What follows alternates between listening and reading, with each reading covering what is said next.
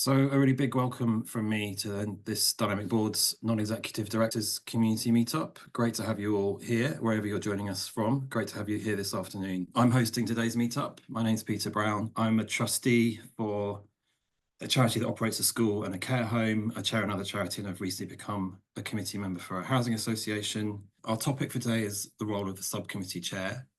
And to help us with that, we've got Jamie Ratcliff. So Jamie sits on the Sovereign Network Group's executive board. That's a housing association where Jamie has responsibility for establishing a community foundation worth £100 million and also responsibility for communications, political engagement, impact reporting, and a new centre of excellence for research and innovation.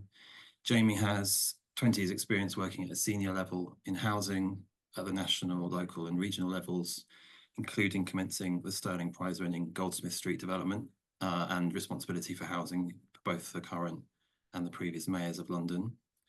Thinking about Jamie's non-executive experience then, that's at the London Pension Fund Authority, the Housing Forum and Watford Community Housing, where he chaired the Business Development Committee and Clarendon Living, which is its commercial subsidiary.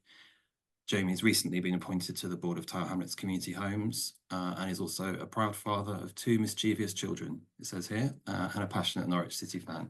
So Jamie, a really great welcome to you. Thanks for joining us and over to you. Thanks very much, Peter. And I guess I probably don't need to plug Dynamic Boards too much to you lot because you're all engaged in it, but just saying that I've had dealings with Sarah and Scarlett previously for some time, I think probably 5 years, and just really impressed with the ethos and really buy into it. So that's why I jumped at the chance to do this. I'd previously worked with Dynamic Boards, feeding into some work I did for the G15 largest London housing associations and also the National Housing Federation on diverse recruitment to boards, and think that there's some really great stuff going on. I know that everybody experienced the pandemic differently. I didn't enjoy it a lot, but one of the highlights of my pandemic was a walking 2-metre distance meeting that Sarah and I had around Queen Elizabeth Olympic Park. That definitely helped kind of energise me and let me meet people, which is one of the things that I draw my energy from. I won't say any more about my background because Peter gave a full introduction there, but just saying that, so I'm going to kind of ground my next, I guess now 8.5 minutes, talking primarily from my experience at Watford Community Housing, and where I previously chaired the Business Development Committee, which was effectively overseeing all development activity for 3 years, and now Clarendon Living, the commercial subsidiary, which is pretty much treated as a subsidiary committee of the board, but it's a wholly owned subsidiary that then acts as the shareholder in local authority joint ventures for another 3 years. And I'm going to make, I think it's 3.5 points in my time.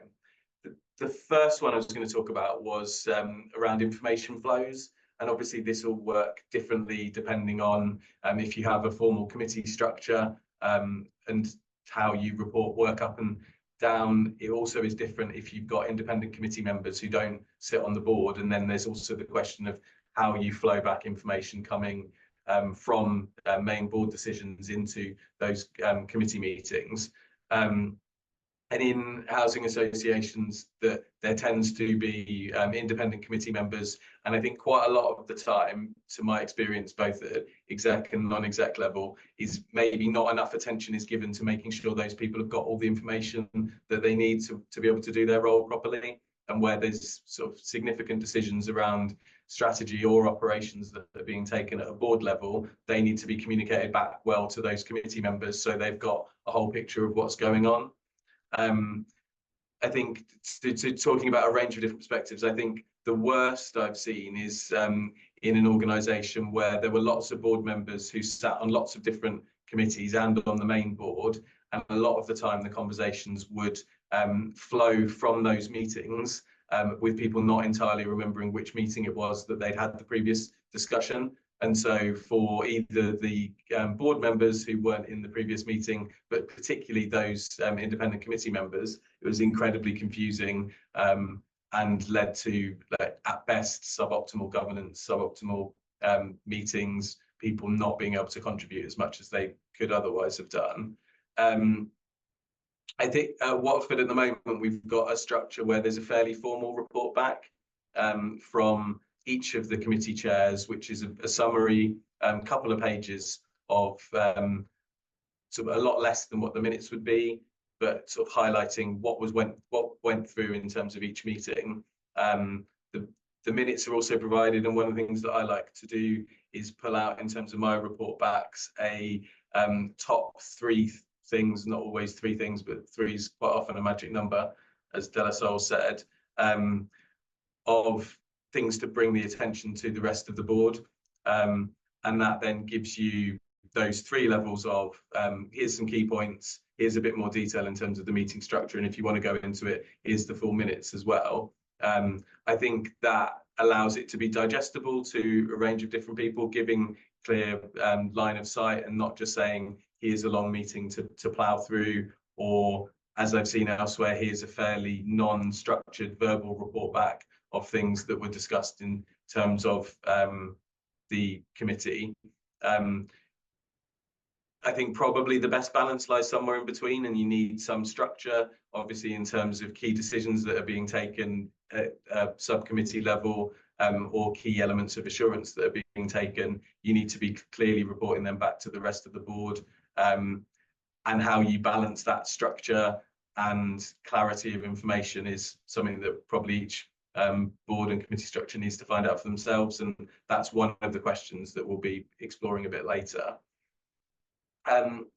The second point I wanted to make was in terms of technical detail. And so one of my top tips, which is also definitely a self-development point that I'm not brilliant on and need to keep working on, is about saying least on the things that you're most expert on in terms of as a non-exec.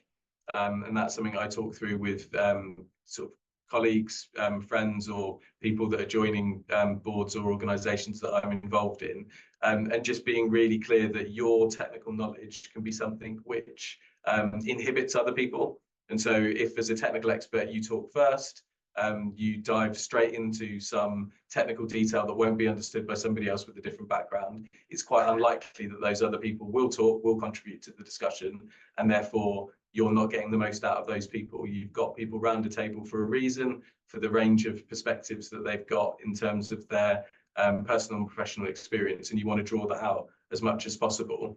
I guess so I've said that's something I need to work on, and it's also something that I suppose plays out slightly differently in terms of reporting back from a subcommittee to the main board, in terms of there'll be some things which are going through that subcommittee because they're technical in detail.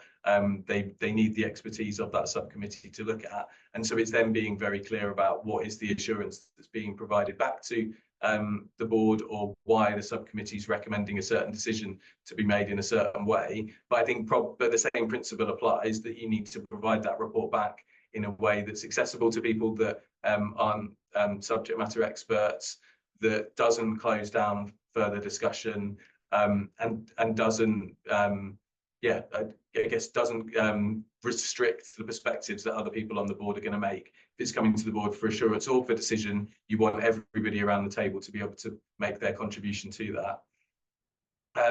I think to sort of thinking again about that point of speaking least, I suppose one of the things I find is that when I'm chairing a meeting, that's easier for me, because unless I'm sort of wanting to guide the discussion or decision to a very specific aspect, I'd normally talk last, and I can therefore allow other people to give their perspectives first. And so kind of that's something where the position of chair helps me address sort of a development point that I want to work through anyway. But yeah, an interesting thing to talk through. And then my third point of 3.5 was around thinking about the role of a committee chair outside of meetings. So it's not just actually running those individual meetings or how you report it back to overall board meetings that's an important part of the role. I think so one aspect of that is, from my day job, I know that an executive can be sort of a lonely position sometimes, and support is welcomed. And so I think that's a key part of the chair of a certain committee. There'll normally be an executive or a series of executives who are servicing that committee, and how you establish a productive and proactive working relationship with them is important. At the very least, a catch up before each meeting, and then ad hoc discussions as key things happen, need discussion, need monitoring, need decisions. I think I've experienced ways that I've added value of being brought into external meetings when there's been a challenge with another partner, partly to beef up the home team, but also as a way of providing additional assurance back to the board that I'd been involved in these discussions, and here's my perspective from them as the committee chair, as well as the executive position being relayed back.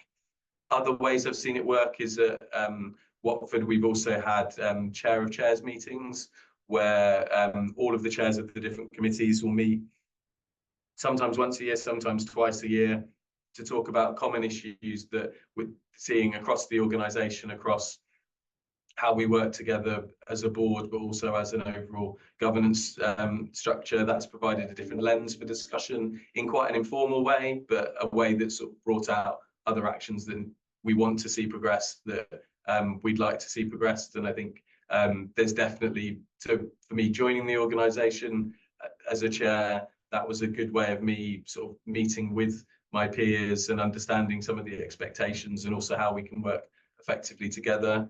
At Network Homes, as we were previously before we merged, we also had used that chair of chairs group as part of our risk mitigation. And so we had a set of indicators that were provided in terms of an early warning report, which if some of them started turning amber or red, meant that we needed to put in place some mitigations for that to keep our business plan on track. And that chair of chairs group got a monthly report on those indicators, and then when needed would come together to talk about them before they went into the formal governance structure, the decision making. And I think that was a really effective balance and safeguard for the organisation as a whole. So my final point is just something on the importance of how you get along as a committee. And I think this applies equally as a board. Apart from anything else, you really want to have a pleasant couple of hours in the presence of interesting people. And I think this absolutely doesn't mean that you recruit for cultural fit, which I think is the worst thing that you could do. But it does mean thinking about how as a group, and whether that's a committee or a board, you're inclusive, you relate to each other, and you can have those difficult conversations.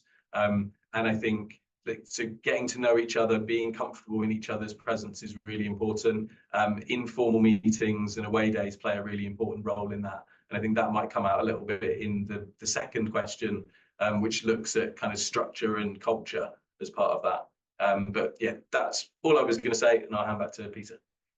Jamie, thanks very much. That's super, really helpful to hear those three and a half ideas from your experience, and some things for us to reflect on from our own experience, and kind of come back as well in terms of what we think about what you've highlighted there. Super, thanks. So we've got 3 questions for us all to consider. So as I said, this is the framework that we're going to think through the subcommittee kind of question. We're going to do that in groups a little bit later on, but before we do that, we're going to take some quiet reflection. I'm going to read these questions out just so that we've kind of all got on the same page there. They're on the screen there if you're using a device that shows you the screen. So the first question for discussion: how should a board ensure that there's adequate line of sight between itself and its committees? Second question: committees are expected to monitor as well as advise the board. How should the board chair and committee chairs navigate this? And then the third question: how should chairs work together outside of their committees so that they can best support their organisations? So those are the 3 questions. So I'm going to just say now that we'll have, I think, 3 minutes of quiet reflection time.